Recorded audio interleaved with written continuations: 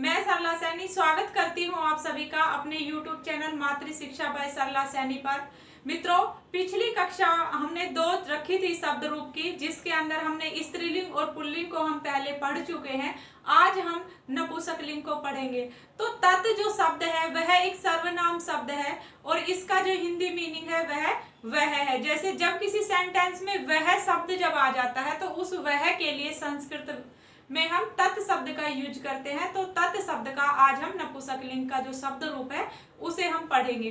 तो जो पहले हम ये जानते हैं कि नपुंसकलिंग कहते किसे हैं। नपुंसकलिंग वो निर्जीव वस्तुएं जिन्हें इधर से उधर जाने के लिए दूसरे की सहायता लेनी पड़ती है, उन्हें हम क्या कहते हैं, नपुंसकलिंग कहते हैं। तो देखिए, इनमें कौन कौन से शब्दों को हम शामिल कर सकते हैं, जैसे कि विद्यालय हो गया, पुस्तक हो गया और वृक्ष, पत्र, पुष्प, इस तरह के जो शब्द होते हैं उनके लिए हम जो है नपुंसकलिंग में जाते हैं जब तत् शब्द का हमें प्रयोग करना होता है। तो आज हम नपुंसकलिंग को ही पढ़ते हैं। तो जैसा कि हमने पिछली कक्षाओं में जाना है, शब्द रूप लिखने का हमारा तरीका जो है क्या होता है, किस प्रकार से हम शब्द रूपों को लिखना शुरू करते हैं। सर्वप्रथम हम इधर विभक्तियां लिखना शुरू करते हैं और विभक्ति में हम प्रथमा से और सप्तमी तक जाते हैं। अब जो ये विभक्तियां होती हैं ये होती क्या है, तो विभक्तियों में हम जान चुके हैं कि इनमें क्या है, जो कारक होते हैं वो सम्मिलित होते हैं। जैसे कि प्रथमा में जो कारक आता है वो कौन सा आता है, कर्ता। प्रथमा में कर्ता होता है, द्वितीया में कर्म होता है, फिर करण होता है, तृतीया में, चतुर्थी में संप्रदान आ जाता है, पंचमी में यहाँ पे संप्रदान के बाद आता है आपादान, फिर आता है संबंध और सप्तमी में आता है अधिकरण। इस प्रकार से विभक्तियों में ये कारक सम्मिलित होते हैं। अब जब हम आगे चलते हैं तो रूप को हम लिखना जब प्रारंभ करते हैं तो इनको हम वचनों में विभक्त कर देते हैं। तो हमारे 3 वचन इनके अंदर चलते हैं, एक वचन, द्विवचन और बहुवचन। 3 वचनों में चलते हैं। अब इन वचनों के अंदर जो रूप होता है उनमें क्या होता है, जो ये कारक होते हैं, इन कारकों के चिन्ह ही इन शब्दों में समाहित होते हैं। तो अब जो ये यहाँ पे हम देख रहे हैं एक वचन, द्विवचन और बहुवचन। बहुवचन के हम अंदर ही हमने कुछ शब्द रूपों को बनाया हुआ है। तो इन शब्द रूपों में होता क्या है, इन शब्द रूपों के अंदर जो ये कारक है इन्हीं के चिन्ह यहाँ पे समाहित होते हैं। तो जैसे कि इनके कारक चिन्ह कौन कौन से होते हैं, तो देखिए, कर्ता ने, तो कर्ता का कारक चिन्ह क्या हुआ, ने। प्रथमा विभक्ति का कारक चिन्ह जो है वो है ने। फिर आते हैं कर्ता ने कर्म को, तो कर्म का कारक चिन्ह को हो गया।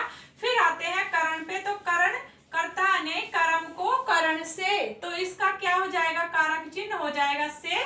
फिर आते हैं संप्रदान पर, तो संप्रदान का कारक चिन्ह हो जाएगा करण से के लिए, आते हैं के लिए, संप्रदान का कारक चिन्ह हो गया के लिए। फिर यहाँ पे हम आते हैं आपादान पे, तो आपादान का जो कारक चिन्ह होता है वो फिर से हो जाता है। अब देखिए, कारक चिन्हों में 2 से आए, तो ये जो करण वाला से होता है ये क्या होता है, साथ में होता है। और आपादान का जो चिन्ह होता है, जो से का चिन्ह होता है, वो अलग होने के लिए, अलग होने के योग में इसका जो से आता है यहाँ पे अर्थ से का। आते हैं सप्तमी में, तो सप्तमी के जो कारक चिन्ह होते हैं वो होते हैं का, के, की। इस प्रकार से इसके कारक चिन्ह चलते हैं। फिर अधिकरण में जब आते हैं तो अधिकरण में होता है में, पे, पर। तो ये हुए इनके कारक चिन्ह। अब देखिए, अब हम इसका नपुंसकलिंग में रूप चलाएंगे। तो देखिए कैसे जब हम रूप को पढ़ेंगे, प्रथमा में एक वचन के अंदर हम इसको किस प्रकार से पढ़ेंगे। जब भी हम किसी रूप को याद करते हैं तो हम करते क्या है, रूप को इस प्रकार से हम उसको रखना शुरू कर देते हैं कि उसका जो पहला एक वचन, द्विवचन और बहुवचन, प्रथमा विभक्ति का जैसे तीनों वचन हमने एक बार में याद कर लिया।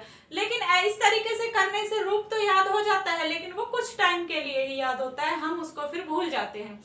या क्या होता है, जो विभक्तियां हैं, वचन है, वो सारे मिक्स हो जाते हैं, तो ध्यान नहीं रहता कि कौन सा वचन कौन सी विभक्ति में आता है। तो इसी कारण से जो ये रूप है याद करने बहुत मुश्किल से लगते हैं, बच्चे बहुत जल्दी इन्हें भूलने लगते हैं, तो उनको ये बहुत मुश्किल लगते हैं।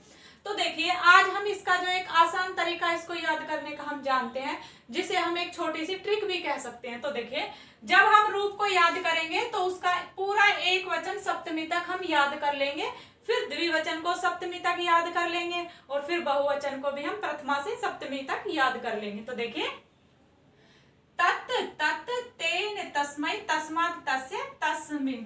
अब इसका हिंदी अनुवाद पहले जानते हैं। तो देखिए, तत्, तो तत् का अर्थ जो है हम जानते हैं, वह होता है, वह या उस, ये करेंगे। अब इसमें हम कारक चिन्ह लगा देंगे तो क्या होगा, उसमें। उसके बाद जब हम आते हैं फिर से तत् पे द्वितीय विभक्ति में, तो क्या होता है, उस को। फिर आते हैं हम तृतीय विभक्ति में, तो तृतीय विभक्ति के अंदर क्या होता है, करण होता है। तो करण का कारक चिन्ह क्या होता है, से, तो कर देंगे उससे। अब आते हैं तस्मै, तस्मै जो कि संप्रदान में बनता है हमारे पास चतुर्थी विभक्ति में। तो इसका हम क्या करेंगे, इसका जो हिंदी मीनिंग हो जाएगा वो क्या होगा, उसके लिए, उसके लिए। अब हम आगे चलते हैं तस्मात्, जो कि पंचमी विभक्ति में आता है, और इसका जो कारक होता है वो होता है आपादान। अब आते हैं यहाँ पे, तो ये फिर से आता है, तो क्या करेंगे, फिर वही ये उससे हो जाएगा, लेकिन ये जो होगा ये अलग होने के योग में होगा, अलग होने के रूप में ये वाला कारक चिन्ह हम लेंगे। अब आते हैं हम षष्ठी विभक्ति के अंदर, संबंध कारक इसमें होता है, और तस्य जो है इसका रूप बनता है। तो इसका हिंदी अनुवाद क्या हो जाएगा, इसका हो जाएगा उसका, उसकी, उसके। इस प्रकार से इसका रूप बनेगा। अब सप्तमी में जो अंतिम हमारी सप्तमी चलती है, ये चलती है अधिकरण के साथ, और इसका रूप जो बनता है वो बनता है तस्मिन्। तो तस्मिन् में क्या होगा, उस में, या पे, या पर। इस प्रकार से इसका रूप बना। तो अब हम जब इसे याद करेंगे तो इसको एक हल्की सी राइम के साथ हम पढ़ते हुए चलेंगे। तो देखिए, तत्, तत्, तेन, तस्मै, तस्मात्, तस्य, तस्मिन्। तत्, तत्, तेन, तस्मै, तस्मात्, तस्य, तस्मिन्। जब इस प्रकार से आप इसको हल्की सी राइम के साथ याद करोगे तो ये आप इसको नहीं भूल पाओगे। और ये होता क्या है, संस्कृत में वैसे भी हल्का सा जो है रट्टा चलता है, जब तक आप उसको थोड़ा सा रटोगे नहीं तब तक आप उसको ठीक से याद नहीं कर सकते हैं। और अगर आपने एक बार उसको हल्का सा रट लिया तो फिर आप उसको कभी भी नहीं भूलेंगे। जब भी आप इसका एक वचन जब याद करेंगे तो आपको एक राइम की तरह से आपको ये याद रहेगा।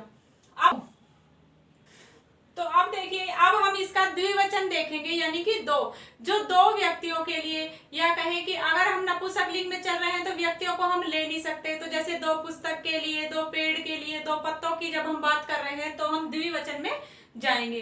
तो द्विवचन का मतलब ही है सिर्फ दो के लिए। तो अब देखिए इसको रूप को हम कैसे पढ़ेंगे, पहले वो देखते हैं। तो देखिए, ते, ते, ताभ्याम, ताभ्याम, ताभ्याम, तयो, तयो, ते, ते, ताभ्याम, ताभ्याम, ताभ्याम, तयो, तयो। तो इस प्रकार से इसका रूप चलेगा द्वितीय विभक्ति में सप्तमी तक। तो देखिए, इसमें क्या होता है, चाहे स्त्रीलिंग में हो, पुल्लिंग में हो, या नपुंसकलिंग में हो, इसका जो द्विवचन है ये समान ही चलता है। इसके अंदर जो है प्रथमा और द्वितीय समान होती है, तृतीय, चतुर्थी और पंचमी समान होती है, षष्ठी और सप्तमी ये दोनों भी समान होती है। तो अब देखिए, अब अगर इसका हम हिंदी अनुवाद अगर हम करें, हिंदी अर्थ करें, तो किस प्रकार से करेंगे। जैसा कि हमने कारक चिन्हों को यहाँ पे जान ही लिया है, तो ये क्या है, दो के लिए यूज होंगे। तो सिंपल सा इसके अंदर क्या हो जाएगा, तो हम करेंगे उन दोनों ने क्या, ने, क्योंकि कर्ता का चिन्ह क्या होता है, ने होता है।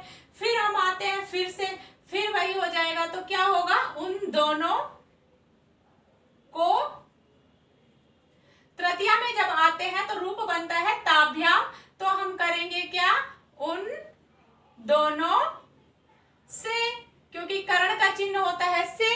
अब जब हम आते हैं चतुर्थी पे, तो चतुर्थी में जब हम संप्रदान पे जब हम आते हैं तो इसकी बात हम जब करें तो क्या होगा, उन दोनों के लिए। अब ताभ्याम, ये ताभ्याम चलता है किसके अंदर, पंचमी में, और इसका जो अर्थ होता है, इसमें कौन सा कारक होता है, इसके अंदर होता है आपादान। तो आपादान के अंदर फिर से वही चिन्ह आ जाता है से। तो क्या करेंगे, हम करेंगे उन दोनों से, उन दोनों से। तो यहाँ पे जो से आया ये आया अलग के लिए, जैसे कि कह दे कि पेड़ से पत्ते गिर गए, इस प्रकार के जो हिंदी में सेंटेंस जो बनते हैं से जो है अलग होने के योग में यहाँ पे आता है। अब आते हैं हम तयो, ये षष्ठी विभक्ति में रूप बनता है तयो, तो किस में जाता है, ये संबंध कारक में जाता है और उसके चिन्ह का के की होते हैं। तो हम क्या करेंगे, हम करेंगे उन दोनों का, उन दोनों की, उन दोनों के, इस प्रकार से हम इसका रूप चला देंगे। अब आते हैं हम सप्तमी विभक्ति में। तो सप्तमी विभक्ति के अंदर जैसे कि हम जानते हैं अधिकरण होता है, और वो किसके लिए होता है, जैसे कि उस, में, पर या पे, इनके लिए होता है। जैसे कि उस, उन में, उन पर, उन पे, इस प्रकार के इसके हिंदी अनुवाद हो जाएंगे। तो देखिए इस प्रकार से जब हम चलते हैं बहुवचन में, तो बहुवचन जैसे कि सुन के ही लगता है बहुवचन, तो इसका अर्थ क्या होगा, बहुत सारों के लिए जब हम प्रयोग में लाएंगे कि जब हमारे पास सेंटेंस में एक समूह का जब हमारे पास बोध होगा, तो समूह के बोध के लिए हम क्या करेंगे, बहुवचन में ये शब्द हम यूज करेंगे। तो देखिए इसके किस प्रकार से रूप को हम पढ़ेंगे, तो पहले वो देखते हैं। तानी तानी तई तेभ्य तेभ्य तेषाम तेषु, तानी तानी तई तेभ्य तेभ्य तेषाम तेषु, तानी तानी तई तेभ्य तेभ्य तेषाम तेषु। इस प्रकार से इसका प्रथमा से सप्तमी तक रूप चलेगा। अब हम इसका हिंदी अनुवाद जानते हैं। तो देखिए जैसा कि हमने पहले जाना है कि यह समूह का बोध कराता है। किसका कराता है, यह समूह का हमें बोध कराता है। तो देखिए हम इसका किस प्रकार से इसका अर्थ लेंगे, वही होते इनके अंदर भी कर्ता है, कर्ता से और यहाँ पे अधिकरण तक ये जाते हैं। तो देखिए तो हम पहले क्या करेंगे, हम करेंगे उन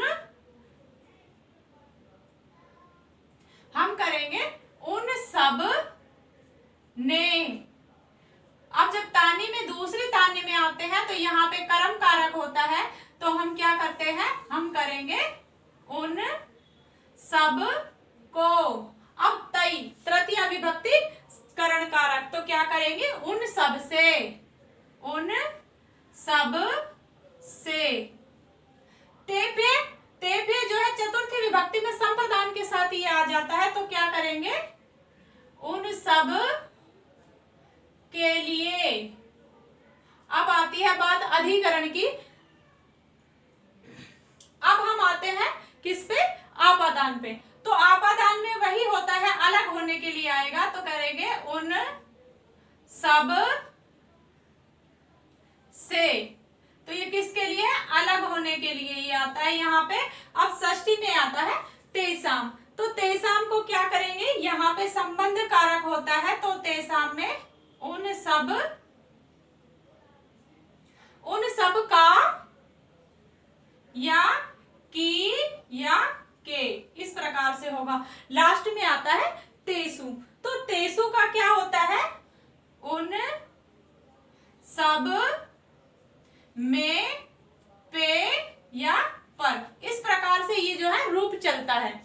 अब देखिए अब हम बात करते हैं संबोधन की। तो जो सर्वनाम शब्द होते हैं उनके साथ संबोधन नहीं चलते हैं। इसके अंदर सर्वनाम शब्दों में 7 विभक्तियां चलती हैं, उसके बाद जब हम रूप चलाते हैं दूसरे, तो उनके अंदर जो है संबोधन होता है। तो इस प्रकार से आप इस रूप को आसानी से याद कर सकते हैं। इस रूप को इस प्रकार से आपको याद करना है और उसके हिंदी अनुवाद को समझते हुए आपको रूप पढ़ना है।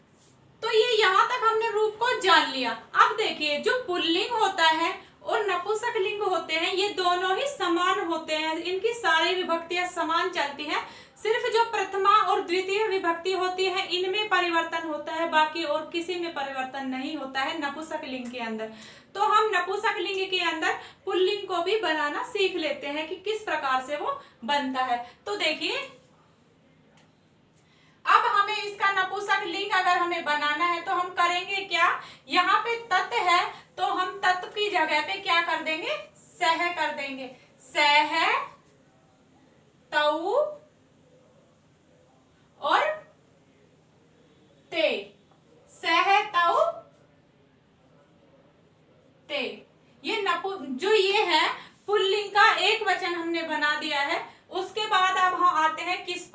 द्वितीय विभक्ति में। तो अब देखिए, अब हम क्या करेंगे, पुल्लिंगी द्वितीय विभक्ति को लिखते हैं। तो कैसे लिखेंगे, हम लिखेंगे तम, यहाँ पे वही तऊ, और यहाँ पे क्या होगा, तानी। तानी है, हम तान कर देंगे। तो इस प्रकार से देखिए ये इसका रूप बन गया है। सिर्फ ये शब्द हमने द्वितीय विभक्ति में चेंज करना है, बाकी सारा ही सेम चलेगा। तो इस प्रकार से आप या तो पुल्लिंग याद कर लीजिए या नपुंसक लिंग को याद कर लीजिए, और उनके ऊपर की दो विभक्तियों को आप फिर से देख लीजिए, तो आपको दोनों रूप एक साथ याद हो जाएंगे।